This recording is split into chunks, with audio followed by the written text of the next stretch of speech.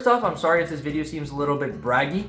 Also, I did pull an all-nighter during high school, so it's not like I got a perfect amount of sleep every night, but I did manage my time well enough such that I was able to get my work done on time, have fun, get into a pretty decent college, and also get a good amount of sleep almost every night.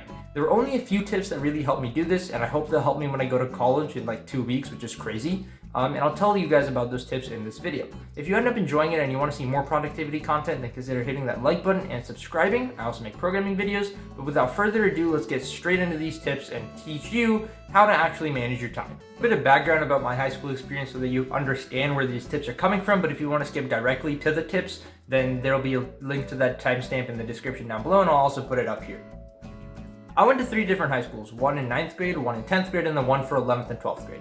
My 9th grade high school was pretty light in coursework. It was pretty easy. We weren't allowed to take APs as freshmen, so it was a pretty simple course load. I didn't really have to do too much time management. It got a little bit harder in 10th grade where I took AP Calc, AB, and BC, but it still wasn't really hard. Sure, I had to spend more time studying and doing work for extracurriculars to start padding my college application resume, but it still wasn't really something that sapped a lot of my time. When I got to 11th and 12th grade and went to the North Carolina School of Science and Math, a public boarding school for people that are good at science and math. You have to apply to it. It's just a public residential high school.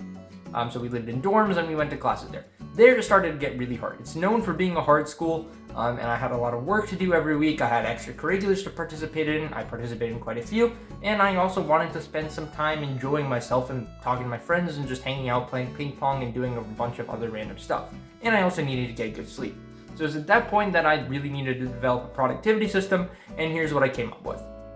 I did have to pull an all-nighter once. I did go to sleep at 2 or 3 in the morning because I had a lot of work to do, but most days I was in bed by like 10:30, 11, or 12, and I managed to get 7 to 8 hours of sleep each night, and this is what helped me do it. The 4-ish things that helped me actually manage my time. First of all is just making a daily to-do list. I'll promise I'll explain more about this later. Setting clear working hours, prioritizing my work, and also learning how to say no. Now let me talk about how each one of these actually works, and they're not really very distinct from each other. They all go hand in hand, and they're very important to take into account together to actually manage your time. Now let's talk about each one of these a little more in depth. To-do list is seemingly a very simple thing, and it might be, but it's really, really powerful. Every day my junior year, I would write down my to-do list in this book, and it would help me get my stuff done. Now, I moved on to using Obsidian, which is a software for writing down stuff, so now I do it on my computer instead of this notebook, but it's still really powerful and helps me every day. Now, writing down your actual to-dos is simple enough, right? You write down, okay, I have to do my math assignment, my physics assignment, this chemistry lab, whatever. But in addition to writing down my actual to-dos, I would write down my schedule for the day, right? If I have class from like 8 to 10 a.m., and then I have class from 11 to 12, and I have a break in between 10 and 11 a.m., I'm going to slot in one of my to-do list items, like maybe my math assignment for in between 10 and 11, and work on that for that period of time. So that way, I know when I have to be working on each of my to-do list items, and if I'm not doing it at that time, then I'm like, I should probably be doing this because I always have this with me, and I always have it open, so I know exactly what I have to be doing. And of course, things do pop up and you won't always be able to stick to a schedule, but I'll talk about that shortly.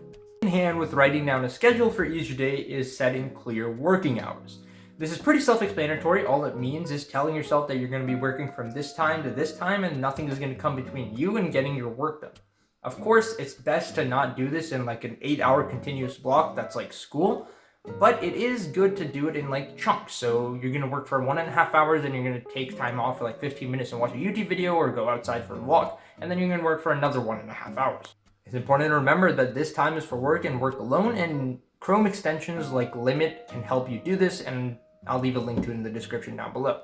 Make sure that your phone is far away, all distracting sites on your computer are blocked, and the only thing that you can really do is your work. Scheduling my work into the day and setting clear working hours was easier because of my residential campus, where I would have class for a little bit and then no class for a while and then class again. But if you go to a normal high school, then you're obviously going to have class from like 7 to 3 p.m. or 7 to 2 p.m. or whatever your timing is. So in that case, you would just have to do it when you get home, and you would have to spend a little bit more time doing work and a little bit less time having fun. Obviously, things will come up and ruin your schedule, and you'll have important stuff to get done, and your schedule will get messed up. But if you have a clear schedule and good priorities on what type of work you need to be doing when, then you'll probably be fine and still manage to get good sleep and have fun and have a pretty well-balanced lifestyle. Now let's talk about actually how you can prioritize your work. One that really helped me out was prioritizing my work and adequately making use of my weekends.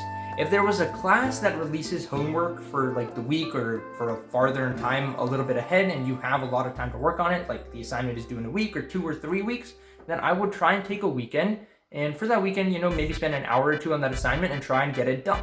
Of course, this depends on the length of the assignment. The way I prioritized my work was by making sure that everything that was urgent, so maybe something that was a little bit longer and due in like a week, or something that was a little bit shorter and due tomorrow, I would get done as soon as possible.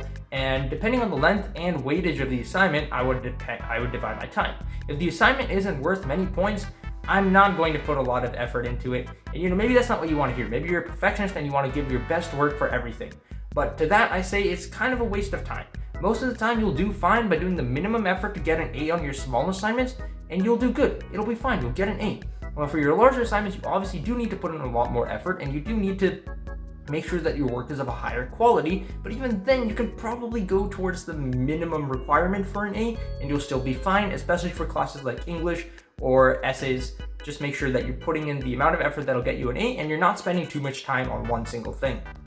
After I got this urgent work done and decided how I was going to approach these classes and assignments and how much effort I was going to devote to them, I would move on to doing the assignments that were due farther down the road and get those done and build up kind of like a bank, a little bit of a distance between me and my nearest deadline, so I could have time to breathe, spend some more time having fun, and really just slowly over time build this advantage so that my nearest deadline was farther and farther and farther away and I had less work accumulated. Another thing that you have to keep in mind is that I already kind of touched on, is that if you're working to make sure that your college apps look as good as possible, spend a little bit less time on your schoolwork, especially if you're trying to get in a lot of sleep.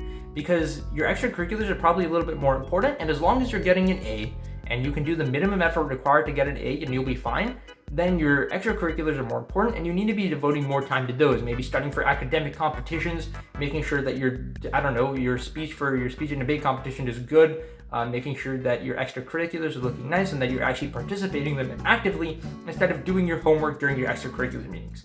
Do your homework during class. Don't do your homework during your extracurricular or club meetings. That's the only way that you can manage to get enough sleep and do, well on both. Getting 100 on every assignment, doing great on your extracurriculars, and getting enough sleep just really isn't possible. But it is possible to get an A on all your assignments, do great on your extracurriculars, and get enough sleep. But if you want to be a complete perfectionist, then you will have to give up your sleep a little bit, or you're going to have to give up your fun. And I would probably just give up fun.